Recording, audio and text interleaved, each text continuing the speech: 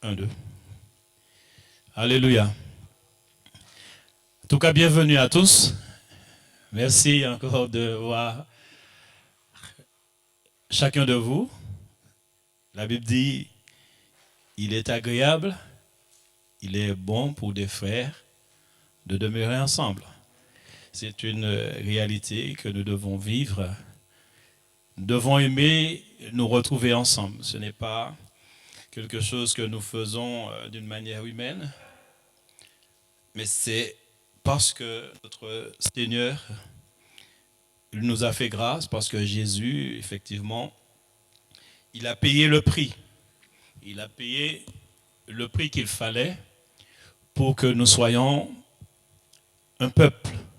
Comme il est dit dans Tite, il a fait de nous un peuple lavé, purifié dans son sang et zélé pour les bonnes œuvres.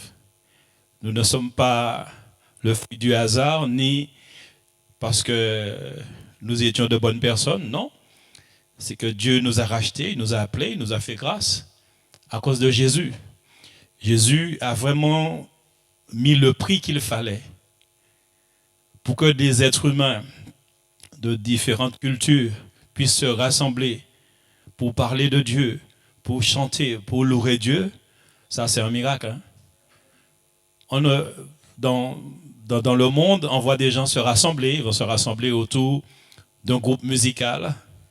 Ils vont se rassembler parce qu'il y a peut-être quelque chose à manger. Ils vont se rassembler pour pouvoir effectivement se défouler un moment de plaisir. Mais se rassembler pour parler de Dieu, ce n'est pas donné à tout le monde.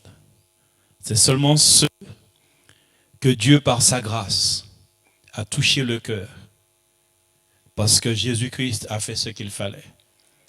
La Bible dit que Jésus, par sa mort, il a séparé le mur de séparation. Et il dit qu'il n'y a ni juif, ni grec, ni homme, ni femme, ni enfant. Mais nous sommes tous un en Jésus-Christ. Et il dit encore, dans le livre d'Éphésiens encore, qu'il a créé avec tout ce monde-là un seul homme nouveau. Et là, il parle de son Église. L'Église est un, même si nous sommes plusieurs, mais nous sommes un. C'est ce qui est formidable avec les mathématiques du royaume de Dieu, c'est que 3 fois 1 ne font pas 3, mais font 1. Dieu est un. Il dit, l'Éternel est le seul éternel.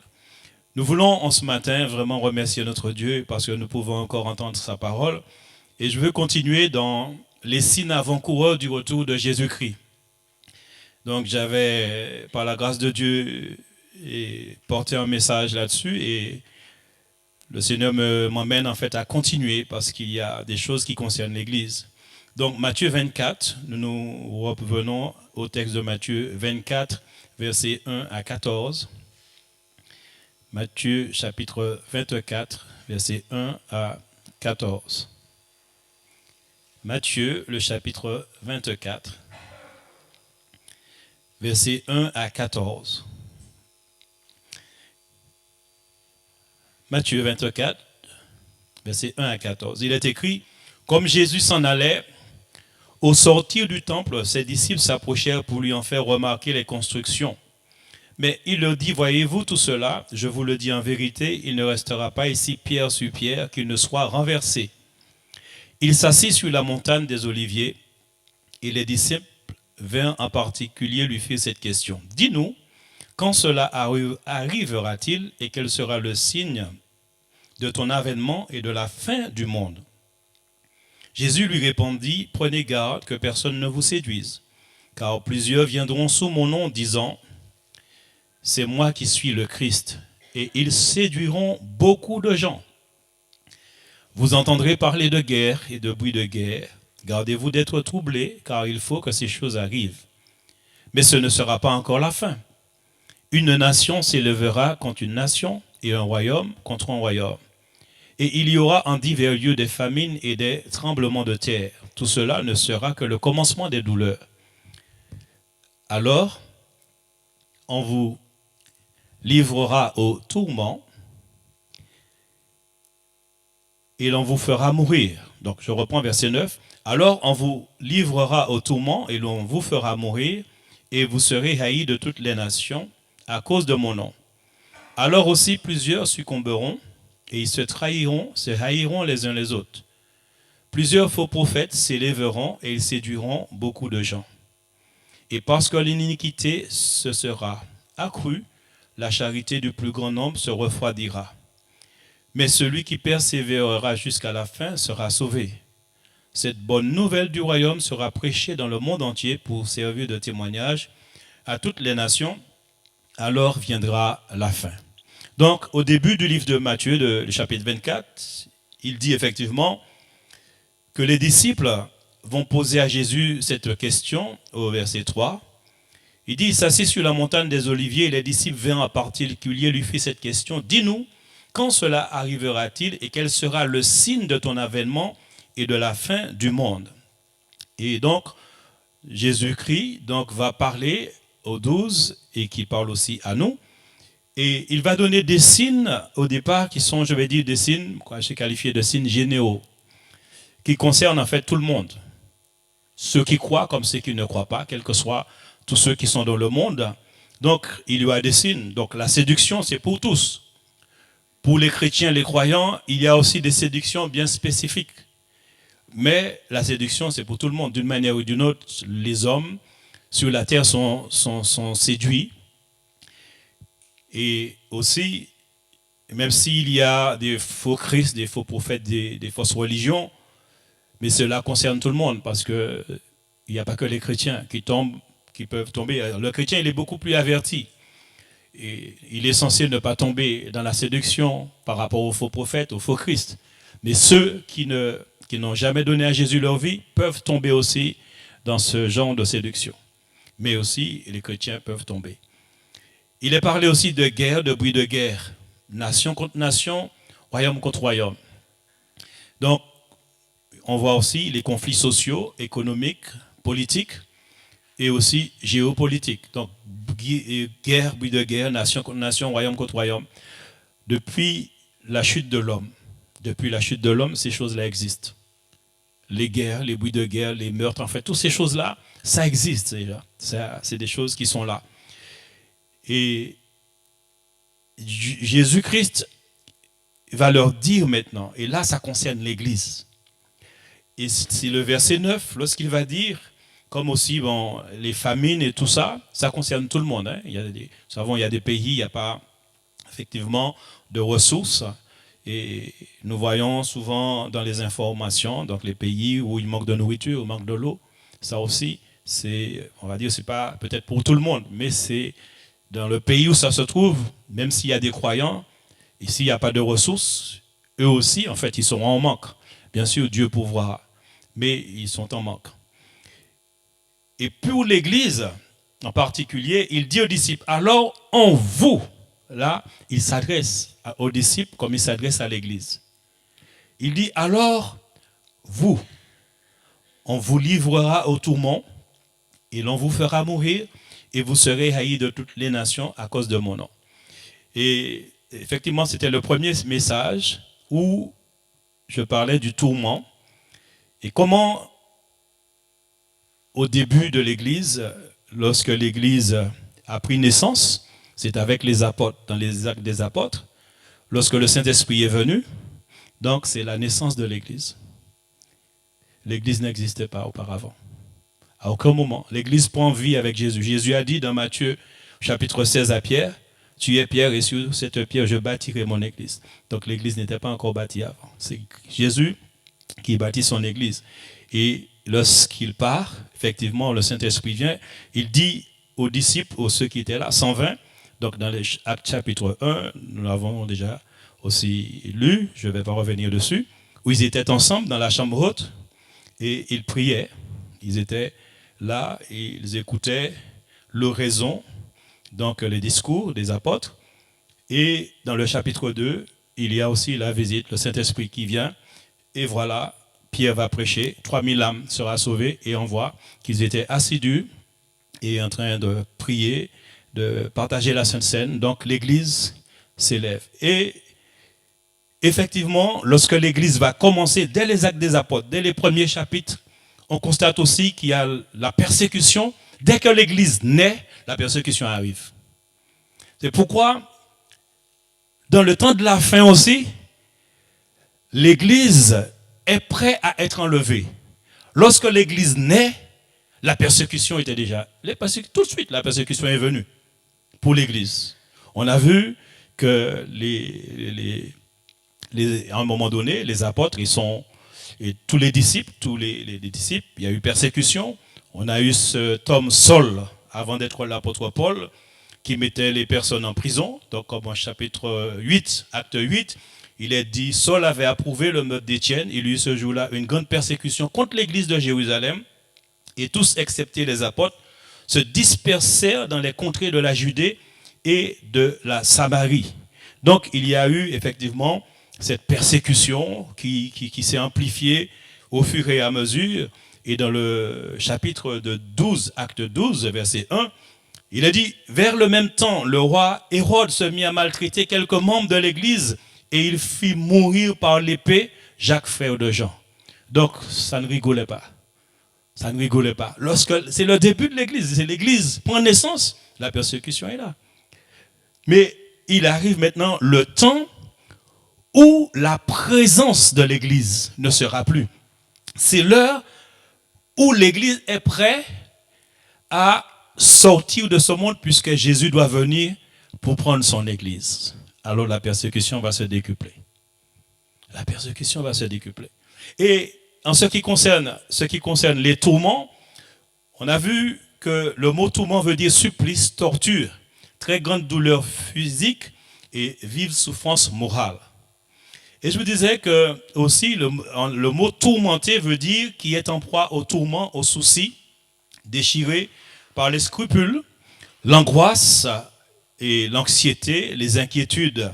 Et donc, dans des pays, je disais, on tue encore des chrétiens. Des chrétiens vivent ce genre de tourment physique où on va effectivement les torturer par rapport à leur foi. Mais ce n'est pas général, pas dans tous les pays. Mais ici, en Europe, on ne fait pas ça. Mais il y a quand même des tourments. Il y a quand même des tourments et cela est beaucoup plus moral, psychique, spirituel. Et je vous disais que par rapport à ce temps où nous vivons actuellement,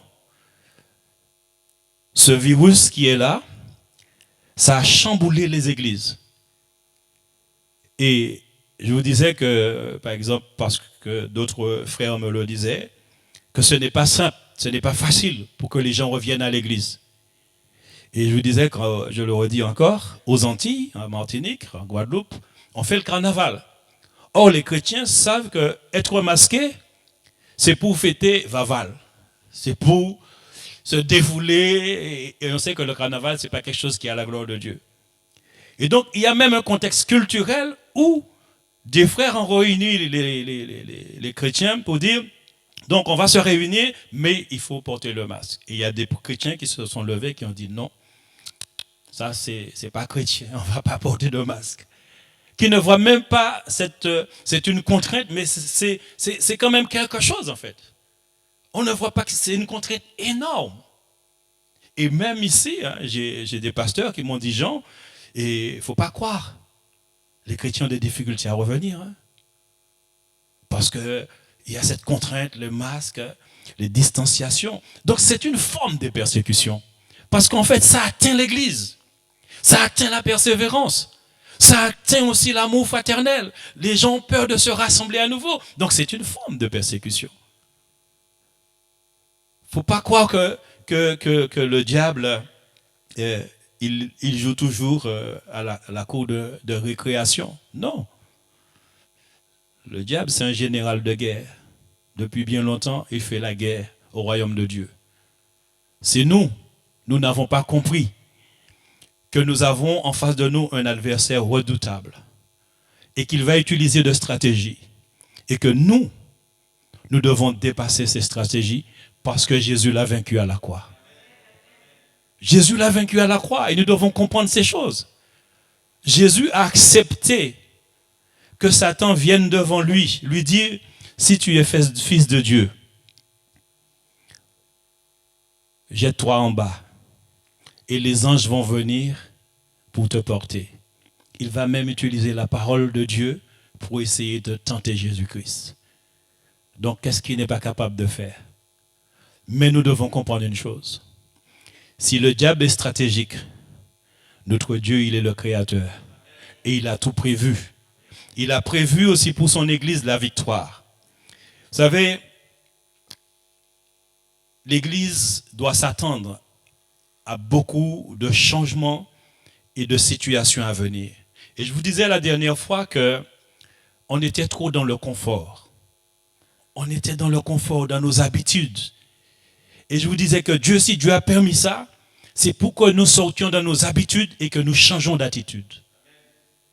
L'Église a besoin de se réveiller, de se lever. Lorsque les disciples, dans les Actes des Apôtres, lorsqu'il y a eu persécution, ils se sont dispersés. Ils sont partis au nord, il y en a qui sont partis au sud, d'autres à l'est, à l'ouest. Mais ils ont continué à prêcher l'Évangile. La persécution ne les a pas arrêtés. Ils ont continué à prêcher le royaume de Dieu. Et Dieu aujourd'hui, au travers de ces contraintes, est en train de nous lancer un défi pour voir si vraiment ce que nous disions être, nous le sommes vraiment. Des enfants de Dieu, des disciples de Jésus-Christ. Il nous a tout donné, le Saint-Esprit, la parole de Dieu, pour nous encourager, pour nous aider à aller de l'avant. Vous savez, j'ai trouvé quelque chose de formidable et c'est hier que j'ai trouvé. En fait, vous savez, dans cette fin de temps, la société, les hommes politiques, le diable va utiliser tout contre l'Église. Des lois seront votées, mais pour empêcher à l'Église de fonctionner. On va voir des choses immorales, des choses de plus en plus en fait, comme la Bible dit dans Actes, parce que l'iniquité va s'accroître, ça veut dire le mal va s'amplifier. Or, en tant qu'enfant de Dieu, en tant que chrétien, il y a des choses que tu ne peux pas voir, que tu n'acceptes pas, parce que cela est contraire à la parole de Dieu. Le mal, c'est quelque chose que Dieu n'aime pas, et si nous sommes enfants de Dieu, nous ne pouvons pas aimer le mal. Eh bien, dans l'Ancien Testament, il y a eu un exemple, quelqu'un qui a connu le tourment. Savez-vous c'est qui? Dans l'Ancien Testament. Qui a été tourmenté dans son âme. Non. Lot. C'est Lot. Lot a vécu dans un pays où le mal s'est amplifié, Sodome et Gomorrhe, où tout un peuple est devenu un peuple qui contre nature. Ce qui veut dire les hommes ont abandonné les relations avec la femme, qui est ce que Dieu a créé.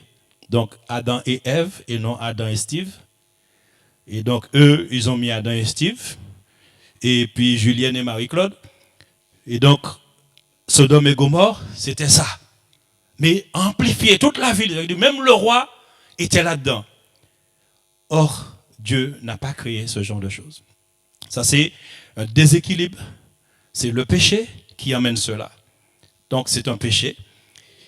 Et Lot, qui était le neveu d'Abraham, qui était quelqu'un qui connaissait Dieu, mais voici ce qu'il est dit dans 2 Pierre, chapitre 2, et à partir du verset 4.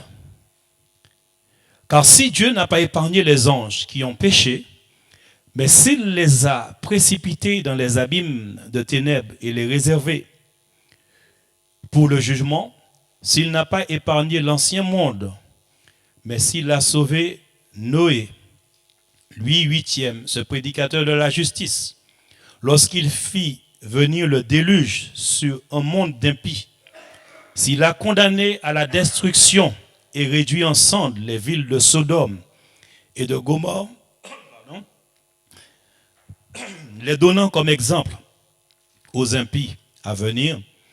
Et s'il a délivré le juste Lot, profondément attristé de la conduite de ces hommes sans frein dans leur dissolution.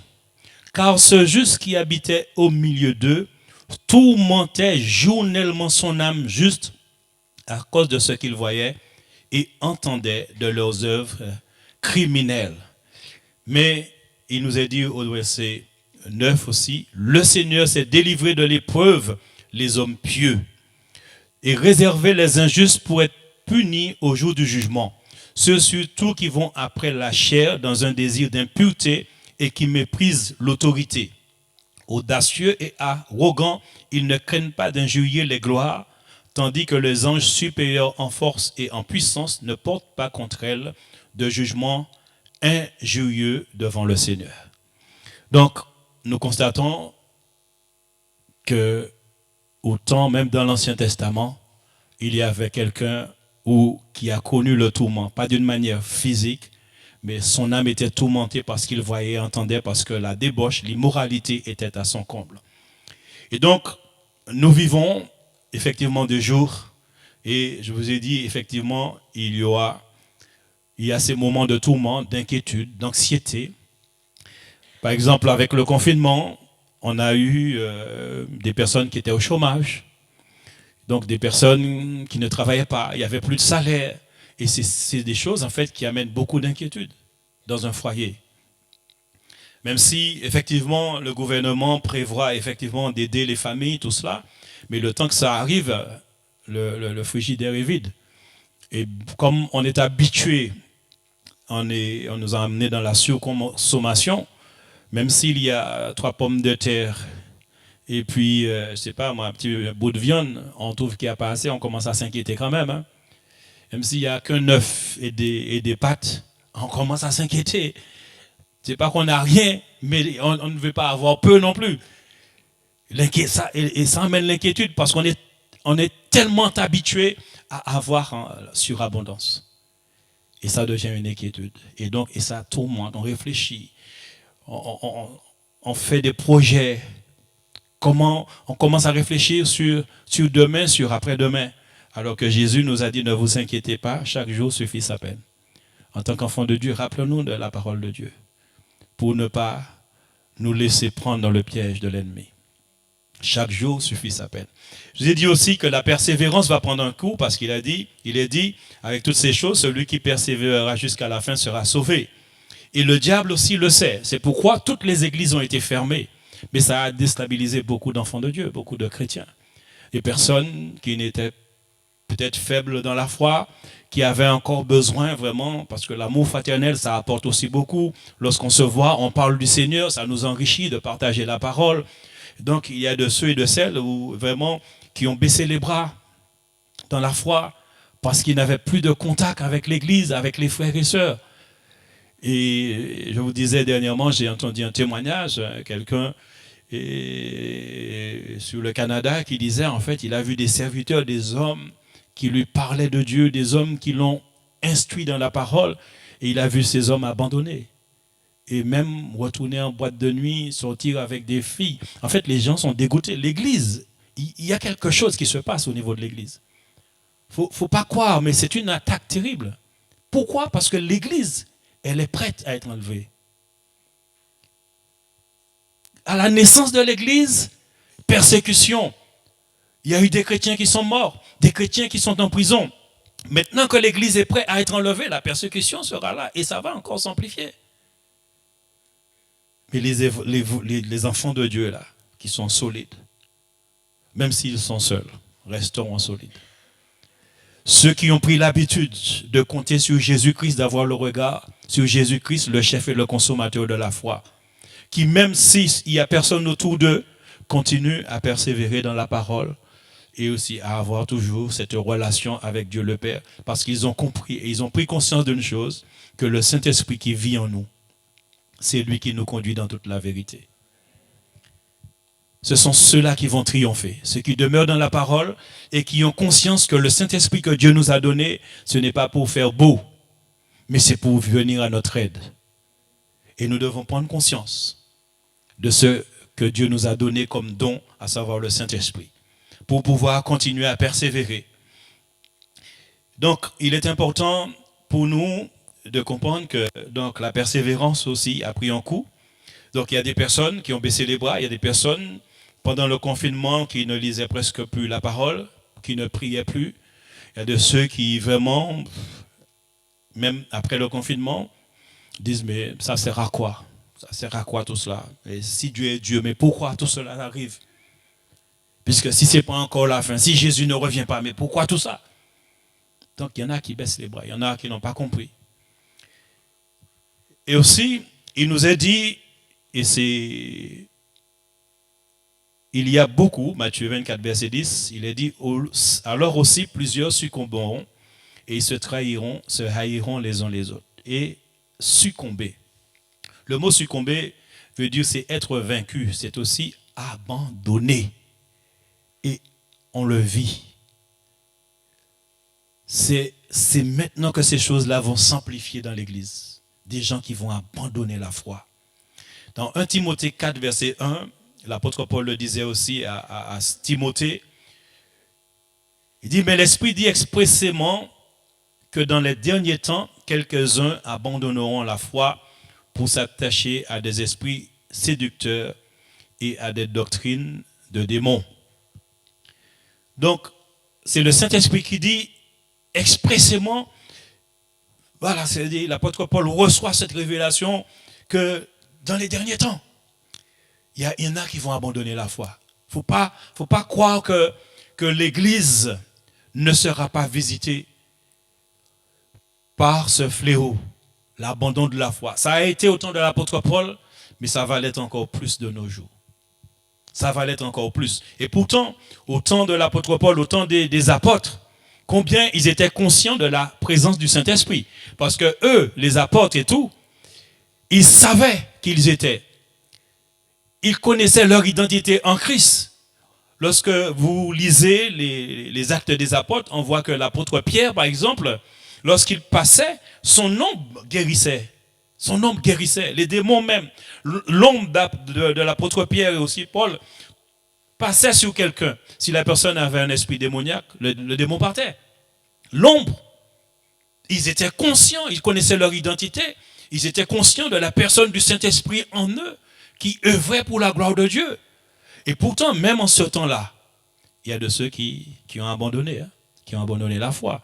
L'apôtre Paul, qui est un serviteur de Dieu, et vous savez que lorsque l'apôtre Paul, il parlait, son message, il ne faisait pas semblant.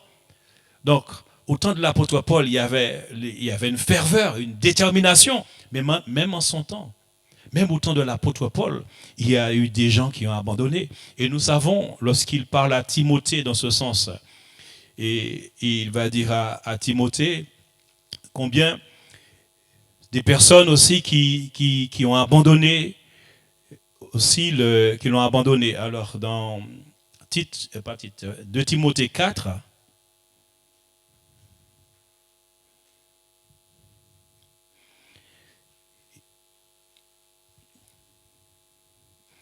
il dit, à partir du verset 8, désormais, de Timothée chapitre 4, verset 8, désormais la couronne de justice m'est réservée. Le Seigneur, le juste juge, me la donnera dans ce jour-là, et non seulement à moi, mais encore à tous ceux qui auront aimé son avènement. Donc on voit aussi l'avènement, c'est le retour de Christ. Ceux qui auront aimé son avènement. Il faut aimer le retour de Christ pour pouvoir encore aller plus loin, tenir. Il dit, viens au plus tôt vers moi, car Démas m'a abandonné par amour pour le siècle présent.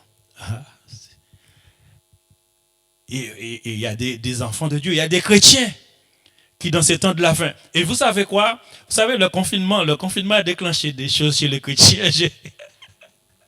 Non, mais ce confinement-là, c'est terrible. C'est terrible. Ça a déclenché des choses. Tout le monde a envie de vivre. On savait avant que, bon, on était à part. Dieu nous a mis à part. Mais le confinement a tout déréglé. Lorsqu'on a dit qu'on pouvait sortir, marcher avec... Oula! Voilà, mais on va en boîte. On était confinés. Tu peux comprendre ça quand même. tu te sentais étouffé. Le confinement, tu vois, et tu as oublié. Donc si au temps de l'apôtre Paul, un homme qui prêchait la parole, qui ne faisait pas de détour, il y a quand même des hommes au temps de l'apôtre Paul. Démas m'a abandonné par amour pour le siècle présent. Il dit encore autre chose qui est terrible. Au verset 14, Alexandre, le forgeron, je ne sais pas si c'est son métier. Un forgeron, c'est quelqu'un qui bat le fer, qui est toujours derrière quelque chose de chaud. C'est des gens qui ont des mains tannées, qui prennent des trucs chauds, qui peuvent être brûlés, qui sont, je ne sais pas, mais il dit, il m'a fait beaucoup de mal. Ça, c'est chaud, hein? Ça veut dire que, attendons-nous que dans l'église, que des personnes que nous aimons bien, que nous connaissons, peuvent nous faire du mal aussi. Et oui, il faut s'attendre à ça. Il dit, le Seigneur lui rendra selon ses œuvres. Garde-toi aussi de lui, car il s'est fortement opposé à nos paroles. Dans 2 Timothée 4, verset 3, il donne aussi cet avertissement. Il dit, car il viendra. 2 Timothée 4, verset 3. Et aussi, il dit, car il viendra un temps où les hommes ne supporteront pas la saine doctrine, mais ayant la démangeaison d'entendre des choses agréables. Ils se donneront une foule de docteurs selon leurs propres désirs, détourneront l'oreille de la vérité et se tourneront vers les fables. Les fables, ça veut dire récits à base d'imagination populaire ou artistique, conte, fiction, légende. Alors, il y a quelqu'un qui dit des fables. La fable est un genre naturel, une forme d'invention inhérente, attachée à l'esprit de l'homme, et elle se retrouve en tout lieu et en tout pays. Donc des fables, des choses agréables, des choses en fait où on ne parle pas de péché, on ne dit pas à l'homme qu'il faut se repentir, on ne dit pas à l'homme qu'il faut changer sa mentalité, on ne dit pas à l'homme, en fait on n'est pas dérangé. Les fables c'est agréable ça, mais c'est la chair, ça fait plaisir à la chair, ça ne fait pas plaisir à notre esprit. Et donc viendra ce temps-là, nous sommes dans ce temps. C'est pourquoi quand on regarde sur les réseaux sociaux, il y a beaucoup de personnes au nom de Jésus, des serviteurs qui prêchent la parole. Mais faisons attention, demeurons dans la parole. Demeurons dans la parole. Lisons la Bible. Parce que ces personnes sont habiles. Mais ce temps de la fin, où des gens vont succomber, vont abandonner la foi, ne pensez pas que l'Église est à l'abri de cela. Non, l'Église n'est pas à l'abri. Mais ce sont ceux qui resteront attachés à la parole. Je me souviens d'une situation, un homme que j'ai connu et qui, effectivement, quand il priait, il dégageait une certaine puissance. Et bon, j'ai travaillé avec lui pendant un certain temps et puis il me disait, Dieu lui parle tout le temps. Le matin, il se lève et il parle avec Dieu. Dieu lui parle et puis il me dit, à un moment donné, il voulait s'agenouiller pour aller prier. Et Dieu lui dit, mais qu'est-ce que tu fais? Il dit, je vais prier. Il me dit, depuis ce matin, je prie avec toi. La prière, c'est quoi? C'est un dialogue. Et depuis le matin, je parle avec toi.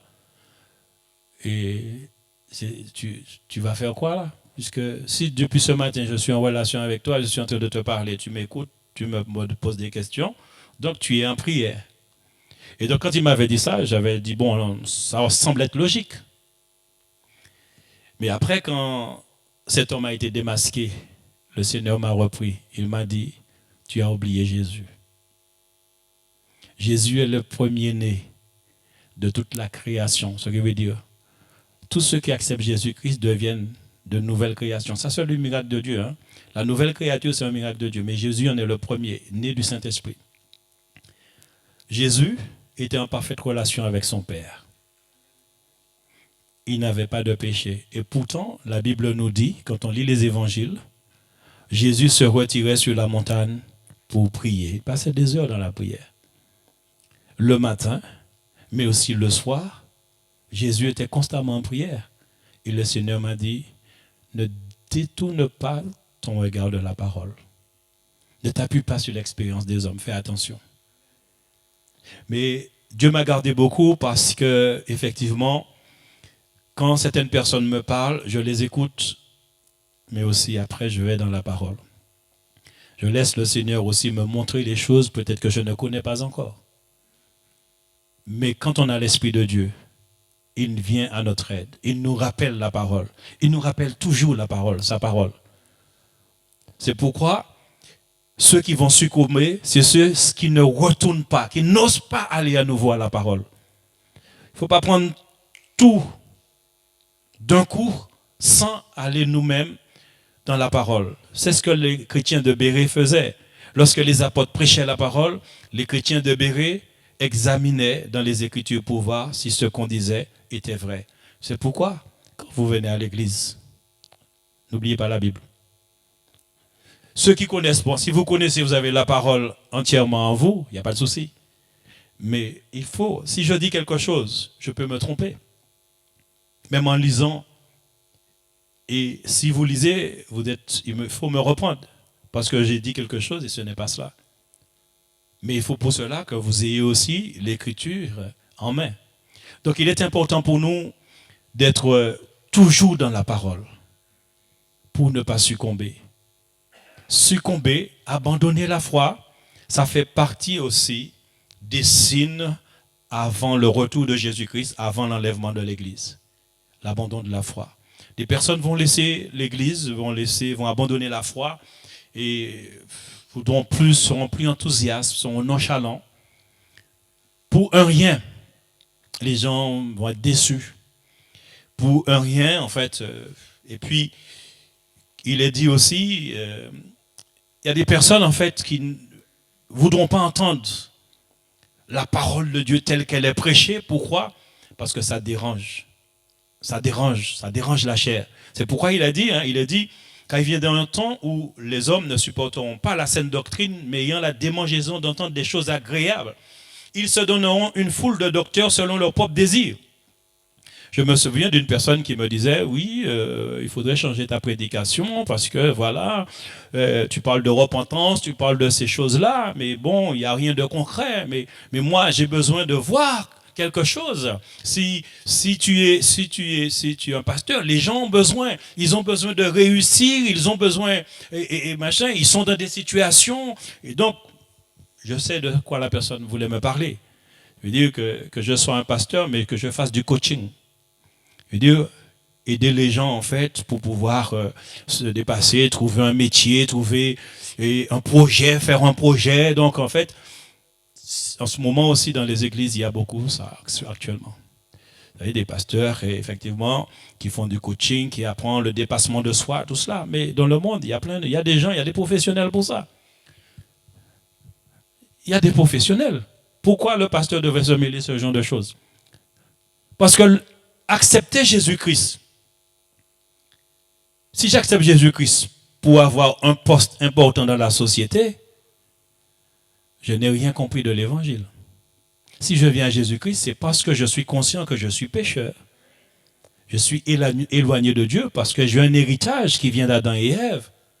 Et que Dieu, par sa grâce et dans son amour, fait de moi un enfant de Dieu racheté pour l'éternité. Et le plus important pour moi, c'est d'être avec le Seigneur. C'est de vivre l'éternité avec Dieu et qu'ici-bas, que je persévère, que j'en continue à avancer dans la foi. Et ne pas abandonner la foi. Mais continuer à avoir confiance en Dieu, confiance en Jésus-Christ. Même si, pour autant, que j'ai un métier qui ne me donne pas des millions. Ce n'est pas les millions qui font voir que je suis un homme de Dieu. Ce n'est pas le fait d'avoir la banque, une banque où effectivement je n'ai pas de soucis sur mon compte en banque, qui fait de moi quelqu'un, je vais dire aux gens, voyez comme je suis béni. Eh oui, parce que c'est ce qu'on entend aujourd'hui. Voyez comme je suis béni. Et il y a des gens qui sont après ce genre de doctrine aujourd'hui. Donc il y a beaucoup de pasteurs qu'on suit. Pourquoi? Parce que le pasteur, quand il vient à l'église, il vient avec la dernière Mercedes. V8. Et tu vois ça bien luxueux et tout. Tu dis, ah oui, ça c'est un homme de Dieu. Dieu l'a béni. Ah, c'est le serviteur et tout. Donc, ça, c'est ton évangile, ça. Tu vas succomber, tu vas voir. Si tu n'as pas d'argent, tu succombes. Et ça, c'est ça fait partie des signes des délices. Et c'est dans l'église, bien aimé, c'est dans l'église. Ces choses-là sont dans l'église. Il y a beaucoup à dire, je vais m'arrêter parce que je veux pas, on a dit on reste 1 heure de temps, et là, l'heure est là. Et donc on va continuer dimanche, si Dieu veut, dimanche prochain, parce que le Seigneur me demande encore de faire savoir ce qui se passe dans l'église aujourd'hui, les signes avant-coureurs de l'enlèvement de l'église. Et nous sommes dans ce temps. Que notre Dieu encore bénisse, nous bénisse, et que ses paroles nous aident. C'est une mise en garde. Nous devons faire attention. Restons attachés à la parole, restons attachés à Jésus-Christ. La Bible dit, malheur à l'homme qui prend la chair comme appui. Je suis serviteur de Dieu, mais je suis un homme. Donc regardez à Jésus-Christ, ne regardez pas à Jean Sylvanus, c'est Jésus la référence. D'accord? C'est Jésus la référence. Et bon, sinon je vais continuer. Allez, que le nom de notre Dieu soit béni. Amen.